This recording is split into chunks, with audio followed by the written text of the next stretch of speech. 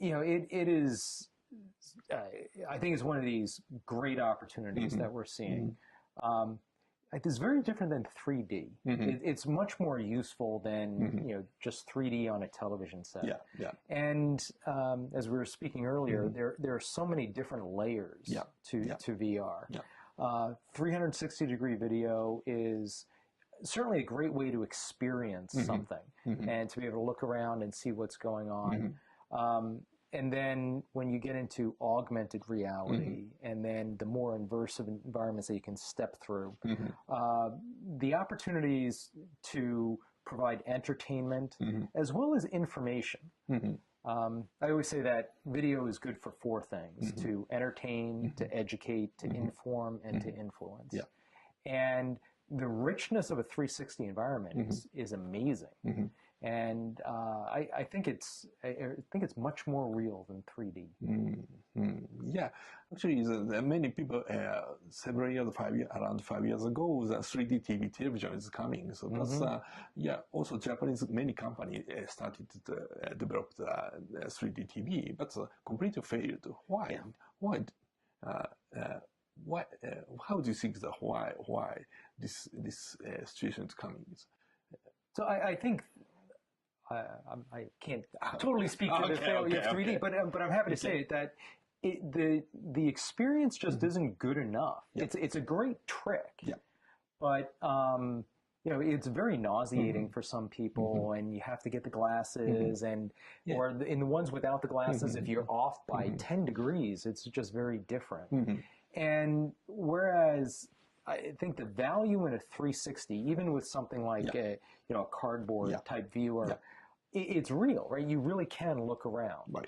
And then when you go all the way up to gear like an Oculus VR, which is just a breathtaking environment. I mean, it really transports you. And with such a low latency experience, it makes it very pleasant. Okay. But when did you think that VR will be a success? Because just only 5 years ago, many people doubt the VR markets. Still, some opinion will not agree that this. I think we've seen such a rush of decent quality VR cameras that are out there in the market, and as well as rigs that you can combine 4 to 12 GoPros and stitch them all together. That just came onto market so fast, and the infrastructure to deliver 360 video exists, right?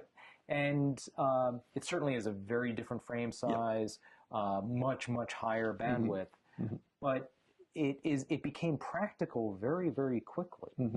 And people are experimenting with it all over the place, and I think we're going to find long-standing uses of it. Of course, the Ricoh's camera, the Theta S, this is selling very well. This is 360 video. So how do you think the cameras innovation, for the impact for sorry, my English, impact for the VR streaming markets? I think it's phenomenal, especially for something like this, right? Where we have a couple of cameras set up, and you'll be editing, going back and forth. But if we had a 360 camera in the middle, maybe you limit it to 180 degrees to just go back and forth and not see everyone behind the scenes. But it's just very practical. You can pop it in between, record the stream, stream it live, and you can give everyone an individual experience right out of the can. And it's just very quick, very practical, very useful.